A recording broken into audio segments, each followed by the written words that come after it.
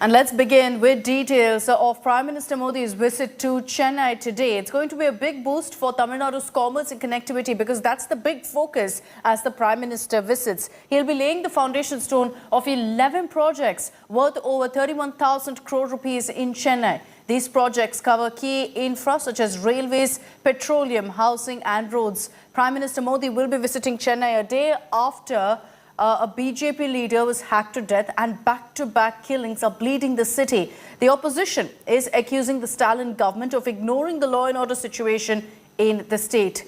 Meanwhile, Prime Minister Modi will also be inaugurating over 1,500 houses in Chennai built under the Lighthouse project. This project makes use of the precast concrete construction system as used in the United States and Finland. In a mega infra push, Prime Minister Modi will also be laying the foundation stone for the redevelopment of 5 railway stations in Tamil Nadu. Ahead of Prime Minister Modi's visit to Chennai, curbs have also been imposed on drones and other unmanned aerial vehicles, steps that are usually taken as per protocol.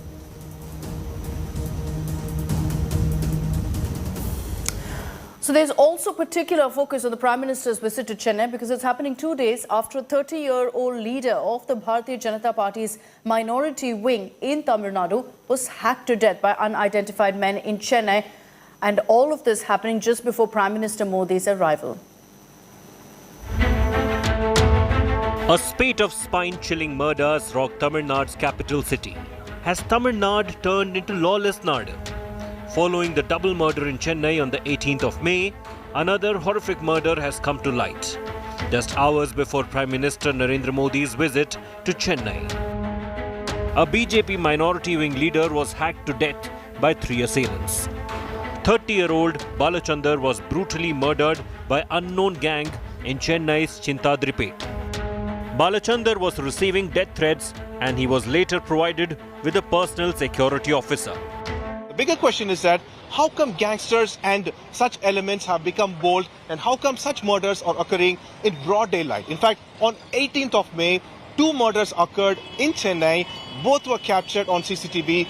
Brutal murders, 2 men hacked to death with sharp weapons, sickles, and even now, the strange part is that the Tamil Nadu police is claiming that they are trying everything to make sure that the public is safe. But the question is, are the public safe? The attack took place when Balachandar was on the street speaking to a few men when his security officer had gone to have tea. 3 men surrounded him and brutally hacked him to death. The gang fled the spot on 2-wheelers before the security officer returned. எங்க கூட பேசுறதுக்கு ரொம்ப நன்றி. என்ன நடந்துச்சுன்னு கொஞ்சம் சொல்ல முடியுங்களா? ஐயா, இது வந்து தொடர்ச்சியா நடந்துனே இருக்குது ஐயா. இது விடிவு காலமே இன்னொன்று முல்ல. ரெண்டாவது வந்து தொடர்ச்சியாக வந்து பிஜேபியில் சேர்க்கணும்னு சொல்லிட்டு ஆர்வம் காட்டி இது பண்ணானுங்க. அவனா சொல்ல ரவுடி பசங்க சேர்த்து கட்சி நாசமாக போடும், கட்சியில் எனக்கு கெட்ட பேர் ஆகிடும், அதெல்லாம் வந்து பிஜேபியில் சேர்க்க மாட்டாங்க சொன்னாங்க. அதுக்கப்புறம் லாஸ்ட் வீக் 3 days பிஃபோர் வந்து என் தம்பியை வழியில் பார்த்து உங்கள் தம்பியை விட மாட்டேன், உங்கள் தம்பி சாவியை கையில் தான் அப்படின்னு சொல்லிட்டு மிரட்டுறாங்க. மிரட்டினோடனே சண்டே நைட்டு நாங்கள் வந்து எஃப்ஐஆர் போடுறோம், அவங்க மேலே இது மாதிரி மிரட்டுறாங்க, கொலை முயற்சி பண்ணுறாங்கன்ட்டு. எஃப்ஐஆர் போட்டேன், இன்னும் அவனுக்கு பிடிக்கவே இல்லை. ஆனால் என் தம்பி தான் உயிர் கொடுத்தா செவ்வாய்க்கிழமை. Opposition leader Edapadi K. Palanisamy has criticized the law and order in Chennai, calling it a city of murders. I challenge DMK. If they were to give out the data, 1,000 deaths would have been so far after Stalin resumed power. It was 660 murders and deaths in 6th or 7th month of MK Stalin's rule. It's now 1 year, but I'm sure that it will be 1,000 plus. See, most of these cases, it's a vengeance. As the BJP functionary must have been involved in any crime. So the tit-for-tat action is taking place in every part. Now police are very active. That is why so much of murder cases are coming to know to the public. In the case, we have investigation, hospital and weed protection team போட்டிருக்கோம் 3 team. 4 team தகவல் படி வெளியே போயிருக்காங்க. மொத்தமாக 7 team இருக்கு. DC நம்ம முதல்ல இந்த பந்தோபஸ்தில் எல்லாம் போட்டிருந்தோம். அவர் வெளியே எடுத்ததை இந்த வேலைக்கு மட்டும் ஸ்பெஷலாக வச்சுருக்கோம். அங்கே கூட ஆள் தனியாக போட்டோம். 18 murders in 20 days. 3 hackings in the last week. Chennai doesn't appear a safe city anymore. With Pramod Madhav in Chennai, Bureau Report, India Today.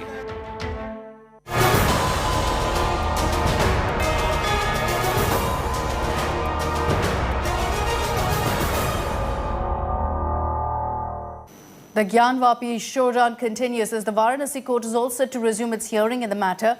The court will essentially begin the preliminary arguments in court. It's going to be hearing the petition of the Muslim side first, and they'll take up the Muslim side's application on maintainability of the suit that's been filed by the Hindu petitioners. The court will also hear arguments by the Muslim side of whether the Places of Worship Act 1991 is applicable. As the showdown over the Gyanvapi dispute continues, the alleged shivling continues to remain protected. The vazu remains sealed.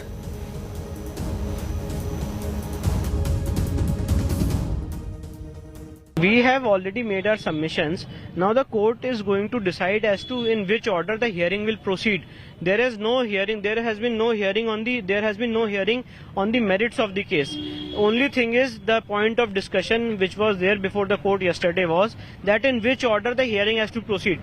Whether the 711 or maintainability issue has to be decided first, or whether the issue of commission report and other allied applications have to be decided. So the Honorable Court will decide via media procedure in which way hearing will proceed, and accordingly we will make our submissions. The court will also decide as to what will be the next date of hearing. वो तो leak हुई है, बहुत ही खराब बात है. वो कहा जाए कि जो कानून का जो मंशा है उसके बिल्कुल खिलाफ, जो कानून की जो कहा जाए सीक्रेसी है, ये सीक्रेट बात होती है कि क्या देखा गया क्या नहीं देखा गया. हम लोग खुद इसके लिए परेशान है, कैसे हुआ, किसने किया, जो किया है उसको उसके लिए दंडित किया जाना चाहिए.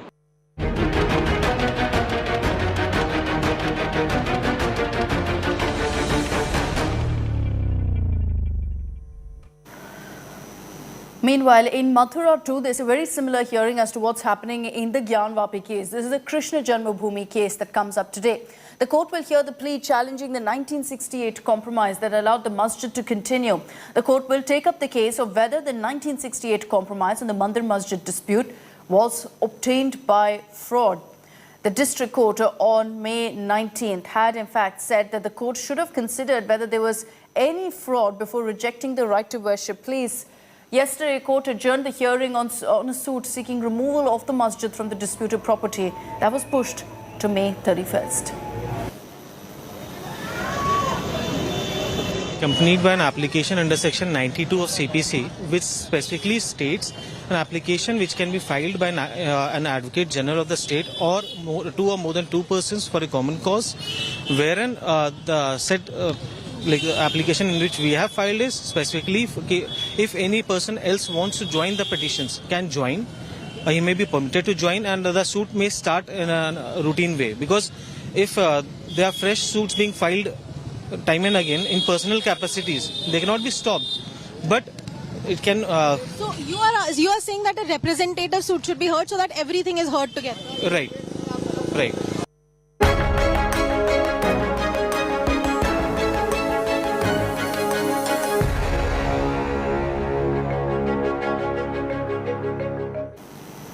And the big political story that came in yesterday sure to have repercussions today as well. A massive blow to Congress as veteran leader and one of the biggest legal voices of the party, Kapil Sibal, dumped the Gandhi family. Sibal, who fronted the G23 rebel group calling for reforms within the party, repeatedly, in fact, had spoken out.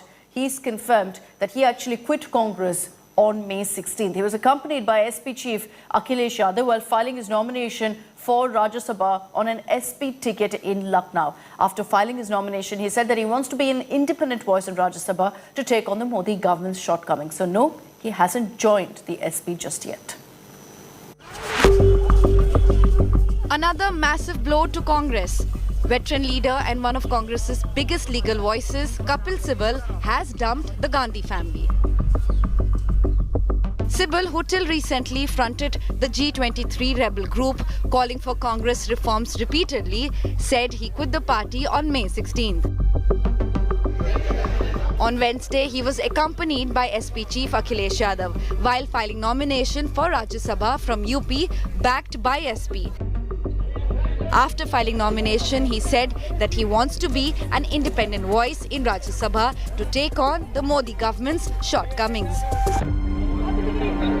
परिवार से हम जुड़े हुए थे 30-31 साल के बाद लगा मुझे कि अब वक्त आ गया है कि मुझे एक निर्दलीय के रूप में अगर मुझे सदन में जगह मिलती है तो मैं एक निर्दलीय के रूप में आवाज उठाऊं। Sibal is believed to share a warm relationship with many SP leaders, including Akhilesh Yadav and Azam Khan. He recently represented Azam Khan in Supreme Court and helped him secure interim bail. हमें उम्मीद है कि देश में जो बड़े बड़े सवाल हैं आज देश किस रास्ते पर है। आज बेरोजगारी सबसे ज़्यादा है, महंगाई रुक नहीं रही है, कानून व्यवस्था ध्वस्त होती चली जा रही है, हमारी सीमाएं सुरक्षित नहीं हैं, चीन लगातार हमारी सीमाओं के अंदर आ रहा है। तो इन तमाम बड़े बड़े सवालों पर मुझे लगता है कपिल सिब्बल जी समाजवादी पार्टी और अपने विचारों को रख पाएंगे। The Congress seemed to resigned by Sibal's ouster after his banner of revolt targeting the Gandhi family directly on past occasions. The party has given a lot to all these leaders, and when the time is for them to pay back, they are paying back in very unsavory and unfortunate comments. It's very unfortunate. Sibal's march from Congress comes days after two well-known faces dumped the Gandhis in run-up to crucial polls. While Gujarat Patidar leader Hardik Patel is heading to the BJP, Congress's Punjab face Sunil Jakhar has already joined the saffron camp. After drawing swords with the Gandhi family and giving the Chintan Shivir a miss, when veteran lawyer Kapil Sibal filed his nominations from Lucknow, it didn't come as a surprise for the party high command. Perhaps the Gandhi family loyalists heaved a sigh of relief because amidst all the other exits, this exit was much awaited for. This is Mosmi Singh in Delhi for India Today. And Rajdeep Sardesai also spoke exclusively to Kapil Sibal in great detail about his next political move. And joining us now is today's newsmaker of the day, the former Congress leader and union minister, Kapil Sibal, who's just filed his nomination for the Rajya Sabha, supported by the Samajwadi Party. Mr. Sibal, is this the end of the chapter? I use the word ex-Congress leader. Is it all over for you with the Congress party with which you were for more than 2 decades? You cannot say anything about the future, right? At the moment, I want to be an independent voice in this country. And I believe that there are hardly any independent voices in Parliament. Everybody is tied to the coattails of a political party. So members of Parliament cannot speak their mind. It is time that in a democracy as large as India, as significant as the largest democracy in the world, there are no independent voices in Parliament. But are you truly independent because you're taking the support of the Samajwadi Party? You haven't joined them, but you've taken their support. So effectively, you will be batting for the Samajwadi Party in Parliament or for the opposition. What is your role? What is the role you see for yourself? And you've left the Congress. What does an independent member mean? He's independent of political parties. They may have supported me, but it is their graciousness. It is their generosity that they accepted this. Which political party accepts, one seat being lost by them and giving it to a person who stands as an independent? No political party does it. I think that's because you've appeared in several cases for them. I've appeared in several cases for several other parties also. You tell me which party I've not appeared for. I've appeared for DMK, I've appeared for Anna DMK, I've appeared for, Samajwadi, I got them the symbol of the cycle. I've appeared for Mayawati, I've appeared for All right, let's move on to some other stories. A Delhi court yesterday awarded life imprisonment to terrorist and Jammu and Kashmir Liberation Front chief Yasin Malik. This is in a terror funding case. An NIA court has found Yasin guilty of 7 charges under the stringent Unlawful Activities Prevention Act. Yasin Malik had pleaded guilty to the charges related to terror funding, spreading terrorism and secessionist activities in Kashmir Valley back in 2017. It has taken decades, but justice is finally done. Jammu and Kashmir Liberation Front chief and terrorist involved in many attacks in the valley, Yasin Malik gets life imprisonment in a terror funding case. An NIA court in Delhi has found the JKLF leader guilty of 7 charges under the Unlawful Activities Prevention Act. The court has also imposed 10 lakh rupees fine on Malik. On 18th of April, I was appointed as an amicus curiae. As on that day, in the Honorable Court, the Yasin Malik says that he don't want to contest the trial as he is ready to plead the guilty for the offences for which he is charged. I met him, Yasin Malik, twice in a Tihar jail, where I tried to convince him to rethink about his decision of pleading guilty. And today the matter was fixed for the argument on sentence, in which the Honorable Court has convicted him under 121 IPC and 17 UAPA, life imprisonment along with 10 lakh fine under Section 17 UAPA Act. Ahead of the verdict, Malik's supporters gathered outside his house in Srinagar and started sloganeering. The police had to fire tear gas to disperse the protesters and restore normalcy.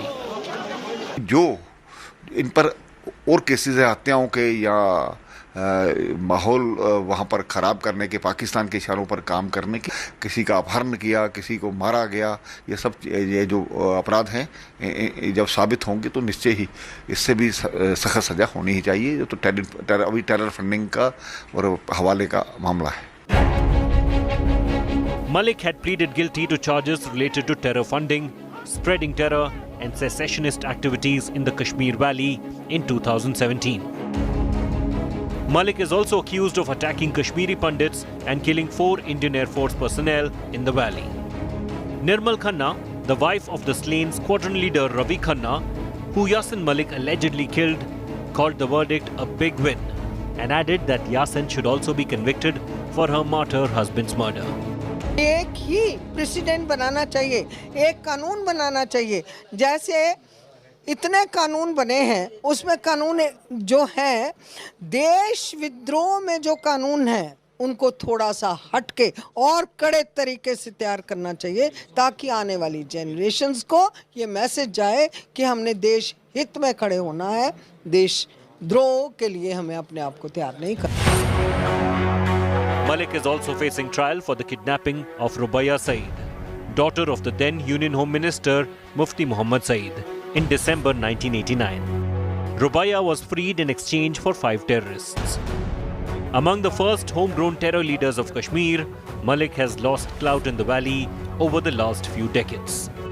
With Kamaljit Sandhu in New Delhi, Sunilji Bhatt in Jammu, and Ashraf Wani in Srinagar, Bureau Report, India Today. And let's get to a roundup of the big international stories of the day. Just 2 days ago, 24th May, marked 3 months of the Russian invasion of Ukraine. Parts of Ukraine are trying to limp back to life, hoping for peace. But in parts like Kherson and Zaporizhia that are under Russian control, the Kremlin has launched an aggressive campaign to issue passports and citizenship documents to Ukrainians.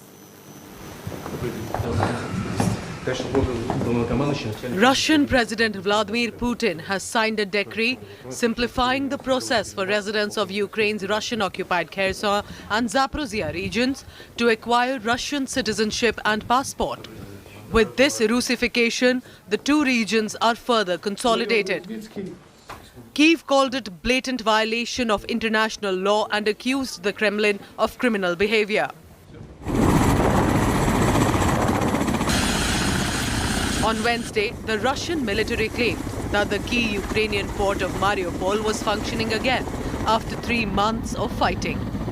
The Russian forces took control of the strategic port on the Sea of Azov after the last Ukrainian defenders at the giant Azovstal seaside steel plant laid down their weapons.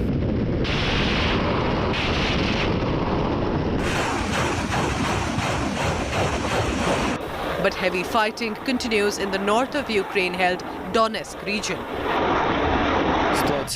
The situation is difficult. The front line is under shelling at all times. We have heavy fighting in Luhansk direction, in the Lyman territorial community. The enemy is trying to break through and capture Lyman city so as to perform its offensive towards Sloviansk and Kramatorsk.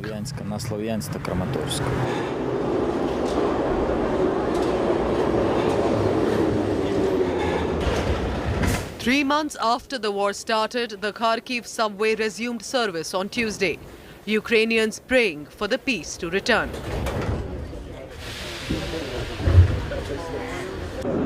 There should be peace. There should be peace. Peaceful life. How much can we fight? I wish there to be peace. Peace seems to be the last thing on the Kremlin's agenda. The lower house of Russian parliament passed a bill on Wednesday removing the age limit to join the military. Bureau Report, India Today.